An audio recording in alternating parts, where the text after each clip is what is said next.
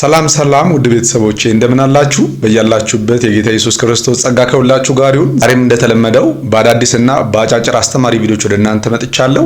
ለዚህ ቻናል አዲስ የሆናችሁ ሰብስክራይብ በማድረግ ቤተሰብ እንድትሆኑ እንዲሁም ደግሞ ይህንን ቪዲዮ ላይክ በማድረግ ሁላችሁም ላይክ በማድረግ እንድትመለከቱት በጌታ ፍቅር መልእክቴን አስተላልፋለሁ። እስከ ፕሮግራም የፍጻሜ ድረስ አብራችሁን ቆዩ። መልካም ቆይታ። ይብን ስሙን ለመጥራት እንኳን እንደማልፈራ ነው የምነግርህ። ቅድም አንተ 1000 ዓመት ምናምን የቆየች አንጋፋ ቤተክርስቲያን አልካል። አንጋፋ ቤተክርስቲያንን እንኳን አልፈራው። እሷን እናቆምና እንኳን ይሄንን ወንበዴ ወንበዴው ነው። እሺ ይቀጥሉ። አሁን ጆይ ጭሮ ነብይ ነው። በእናትህ ጆይ ጭሮና እስራኤል ዳንሳ ነብይ ብሎ የሚከተል ራሱ አልዳንም። ራሱ አልዳንም።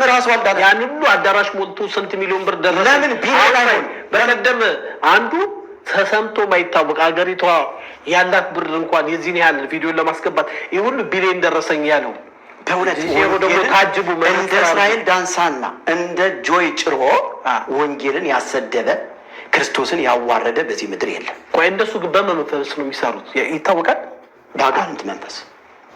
ባጋንንት መንፈስ ይኸውልህ፣ ወደፊት እንዲህ አድርግልኝ በጣም ሰፊ ጊዜ ያዝልኝና በጣም ብዙ ማስረጃዎችን ይዤ እመጣለሁ። አንደኛ በልሳን ድግምት እንደሚወራ ታውቃለህ? ቸርች ላይ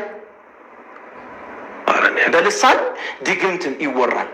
እኔ እነሱን አሰባስቤ ከድግምቱ ጋር አገናኝቻለሁ። የፕሮቴስታንት ጉባኤ ውስጥ ነው በድግምት ልሳን የሚሰራ። አዎ ልሳንን የተቃወሙ ፕሮቴስታንት ብለህ አትጭመቀው።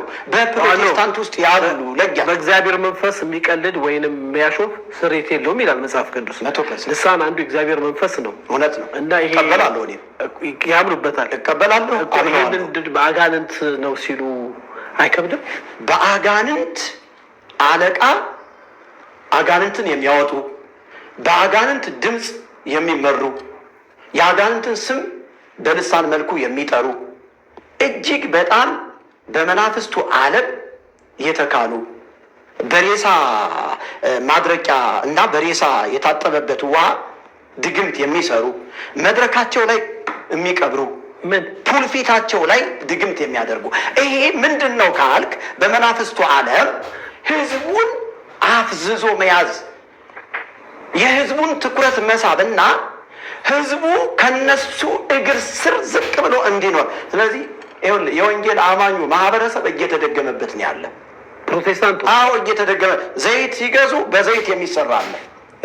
እዛ ቤት በቅባ ቅዱስ ነው የሚባለው፣ እዚህ በዘይት እየሰሩ ነው፣ በሽቶ እየሰሩ ነው። ነቢያቶች በሽቶ እየደገሙባቸው ነው፣ ድግምት እየሰሩባቸው ነው። በውጭም ሀገር በሀገር ውስጥም በጣም ብዙ የፕሮቴስታንት አማኞች ውስጥ አንድ ቤተሰብ ላይ አንድ የደነዘዘ ሰው አለ። እሺ እንግዲህ ይሄንን ቪዲዮ እንደሰማችሁት ነው የተናገሩትን ሐሳብ ሰምታችኋል። እኔ በድግምት ይስሩ አይስሩ አላውቅም ነቢያቶቹ። ነገር ግን በድግምት ከተሰራ የሆነ ሚራክል መሆን አለበት። በጨለማው ዓለም ቢሆን ከዲያብሎስ ጋር ወይም ደግሞ በድግምት ሰዎች ብዙ ነገሮችን ስለሚያደርጉ ማለት ነው። ነቢያቶቹ ጋር የምናየው ግን ድግምት አድርገው ታምራት ሚራክል ሲያደርጉም አይተን አናውቅም። ማጭበርበር ነው። በቃ ይሄ ልክ እንደ ብልጣብልጥ አይነት ነገር ነው ሲጫወቱ የምንመለከተውና ነገር ግን ራሱን መርጌታ ምስጢረ መዝገቡ ይሄንን ነገር የተናገረውን ሰው የምጠይቀው ጥያቄ አለኝ። ምክንያቱም አሁን እየከሰሳቸው ያለው ሐሰተኛ ነቢያቶችን ነው። ከነሱ ደግሞ የተሻለ እንዳልሆነ ላሳየው ፈልጋለሁ። ምክንያቱም ከዚህ በፊት ካውንስሉ ፍቃዱን ነጥቆት ነበር በማጭበርበር ምክንያት ከነ ጆይ ጭሮ ጋር አንድ ላይ ፍቃዱ ተወስዶ ነበር። ይመለስለት አይመለስለት አላውቅም። ነገር ግን ልክ እንደነሱ ድፍረት የተሞላበትን ልምምድ ደግሞ ስታደርግ ተመልክቻለሁ። በቸርች ማለት ነው። ተጋብዘ ይሁን አላውቅም። እንዲያውም ሶፊ ላይ ቀርበክ ስታወራ ትክክል እንደሆነ በቃ እግዚአብሔር ነገሩን እንዳደረገው በመድረክ ላይ ውሃውን ወደ ደም የመቀየሩን ተአምር እግዚአብሔር እንዳደረገው ስትናገር ነበርና ንስሐ እንደማትገባበት እስካሁን ድረስም በዩቲዩብ ላይ እንዳለ ተመልክቻለሁ። ይሄ ቪዲዮ ማለት ነው። ቪዲዮውን ተመልክተን እንመለስ። ምድር ታርፋለች፣ ጭንገፋ ይመታል፣ ሰንሰለት ይቆረጣል፣ በሽታ ይዋረዳል፣ ሞት ይሸኛል፣ ድህነት ይሸኛል። እሰይ ና እግዚአብሔር ሰው ና ቆም ወደ ሰማይ አንሳው በሰው የማይቻል እግዚአብሔር ይቻላል። ውሃ የያዘ ሰው አለ። ከፍ ያለ ቃል አውጣ። ቃል አውጣ። እግዚአብሔር ሰው ቃል አውጣ። ቃል አውጣ። ቃል አውጣ። ቃል አውጣ።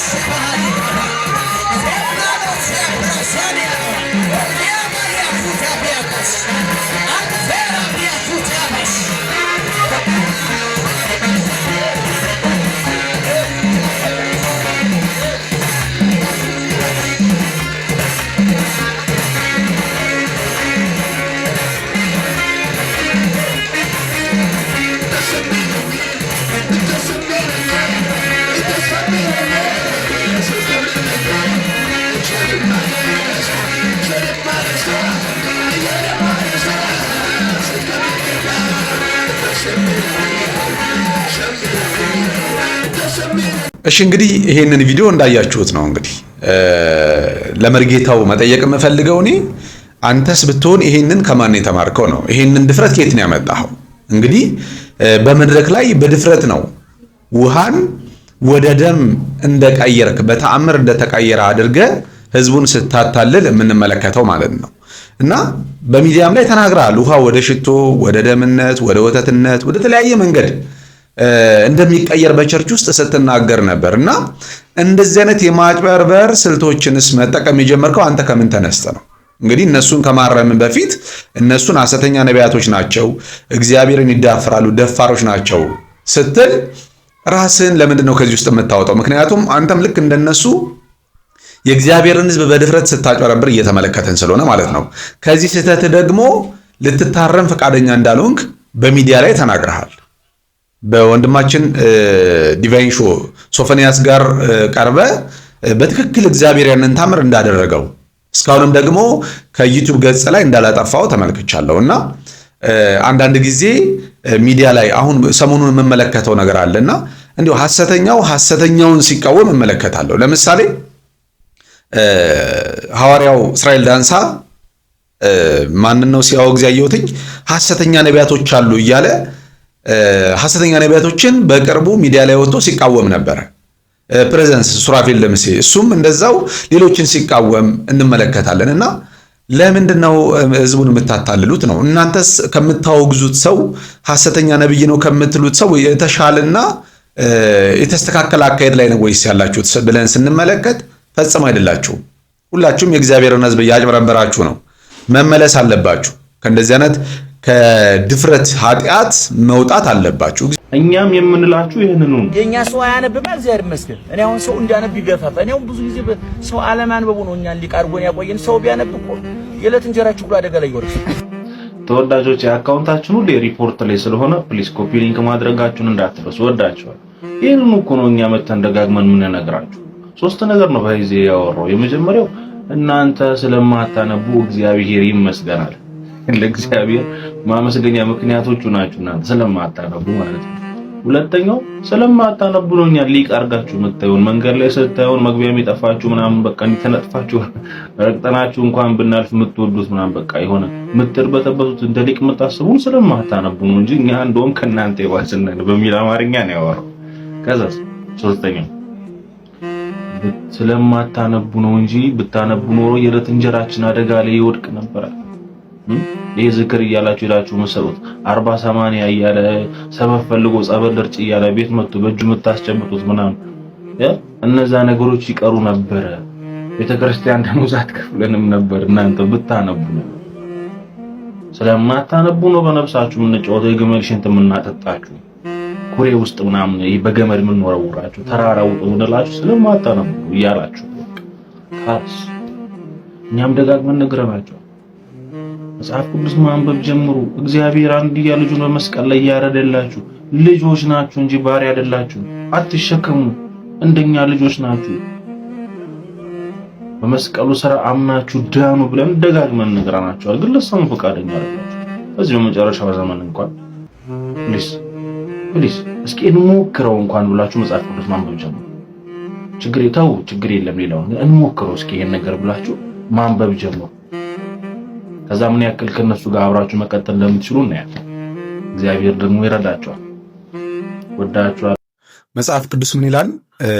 እናንተ በቃሌ ብትኖሩ እውነትን ታውቃላችሁ፣ እውነትም ደግሞ አርነት ያወጣችኋል ይላል መጽሐፍ ቅዱስ። እውነት ነው። የሚያነብ ሰው የእግዚአብሔር ቃል ያለው ሰው ለማንም ባሪያ አይሆንም፣ በነፃነት ነው የሚኖረው።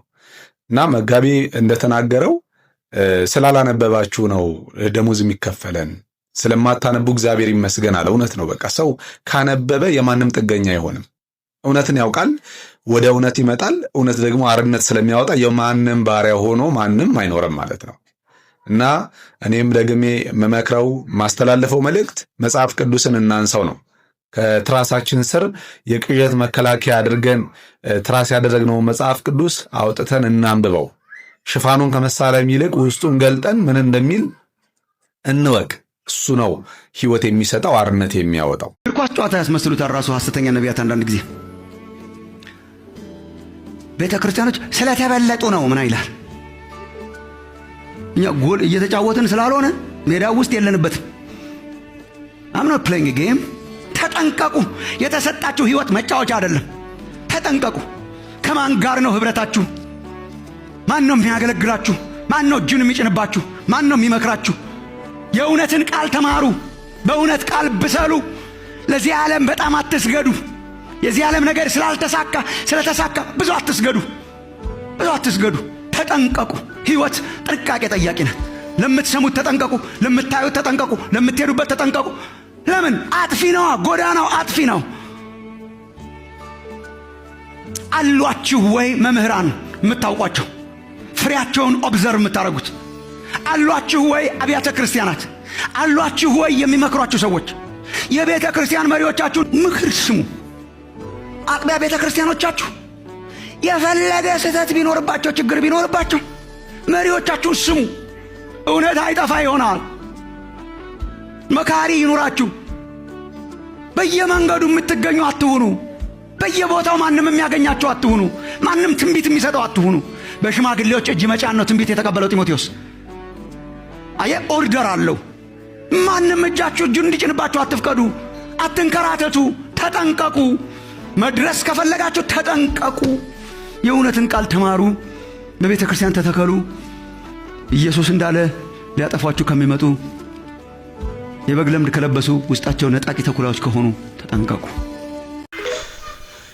እግዚአብሔር ይባርከው። ዶክተር ማሙሻ ፋንታ ያስተላለፈው መልእክት በተለይ ለጴንጤዎች በደንብ ልንሰማው የሚያስፈልግ መልእክት ነው።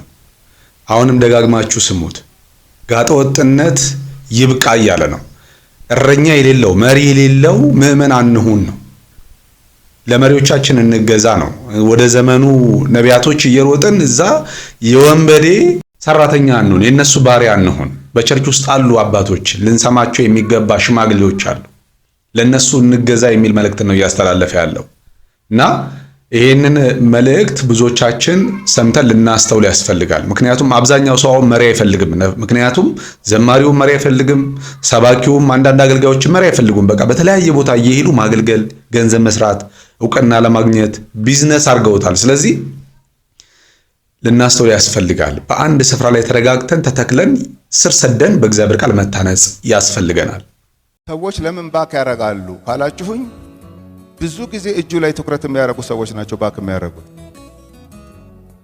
ትምህርቱ ላይ ሳይሆን ቃሉ ላይ ሳይሆን እጁ ላይ ያተኮረ ሰው የጊዜ ጉዳይ ነው እንጂ ሊመለስ ይችላል። ማን ታምር ስራ አለው አይባልም። ታምር የሰራው አስተማሪም ነበር፣ ቃልም ነበር። እንደውም ታምራቶቹን የሚያደርገው ከታምራቱ ተነስቶ መንፈሳዊ ትምህርት ለማስተማር እንጂ እድሜ ልክ በታምር ለማኖርም አይደለም። ትክክለኛው ሰው መብላት ያለበት በምንድን ነው? ሰርቶ ነው እንጂ በየቀኑ 5000 በታምር እየበላ እንዲኖር አይደለም የእግዚአብሔር ፈቃድ። የእግዚአብሔር ፈቃድ ሁሉም ሰው ሰርቶ እንዲበላ ነው፣ ጤና እስካለው ድረስ ማለት። ታዲያ ለምን ታምር ያደርጋል? እንደ ሁክ ነው የሚጠቀምበት፣ እንደ መሳቢያ አቴንሽን ለመያዝ ነው እንጂ የሚጠቀምበት ዋና ፐርፐዙ ይሄ አልነበረ። እሱ የጠፋለት እኮ ነው ችግር የተፈጠረው። ዛሬ ሳታበላም ወይ ሲሉት አበላለሁ ግን ራሴን ነው ማበላችሁ ሲላቸው እንዲህ አይነት ትምህርት ይቅርብን፣ ይሄ አይሆንም። ኢየሱስ ምን አለ በአንድ ስፍራ በዮሐንስ ወንጌል መጽሐፍ ምዕራፍ 6 ላይ የተከተላችሁኝ እንጀራን ስለበላችሁ ነው አላቸው እና ለሚጠፋ መብል አትስሩ፣ እግዚአብሔር ለሚሰጣችሁ ለእውነተኛው መብል ስሩ፣ እሱም ከሰማይ የወረደ እውነተኛ እንጀራ እኔ ነኝ ብሎ ተናግሯል። እና ኢየሱስን የተከተልነው ለዘላለም ሕይወት ነው።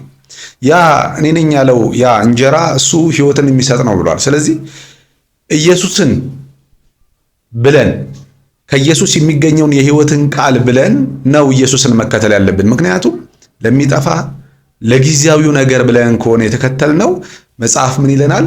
ኢየሱስ ክርስቶስን ለዚች ሕይወት ብቻ ከሆነ ተስፋ ያደረግነው ከሁሉ ይልቅ ምስኪኖች ነው ይላል። ስለዚህ ምስኪኖች ባንሆን ማለት መጽሐፍ ቅዱስ ኢየሱስን ለምድራዊ ነገር ተስፋ ካደረግነው ኢየሱስ የመጣው ለምድራዊ ተስፋ አይደለም፣ ለሚጠፋው ለጊዜያዊ አይደለም። ምክንያቱም የሚያየውን ማን ተስፋ ያደርገዋል? የማናየውን ግን ተስፋ ብናደርግ በትዕግስት እንጠባበቃለን ይላል። ስለዚህ የሚታየው ደግሞ የጊዜው ነውና የማይታየው ግን የዘላለም ነው ይላል። ስለዚህ ኢየሱስ የሞተውም የተነሳውም እኛን ለማብላት ለማጠጣት ሳይሆን ለዘላለም ሕይወት ነው። ዘላለማችንን ነው ያስተካከለልን። ክብር ለኢየሱስ ይሁን። እንግዲህ ለዛሬ ያዘጋጀውላችሁ ቪዲዮ ይህንን ይመስላል። በሌላ ቪዲዮ እስክንገናኝ ድረስ በያላችሁበት የጌታ ኢየሱስ ክርስቶስ ጸጋ ከሁላችሁ ጋር ይሁን። ሰላም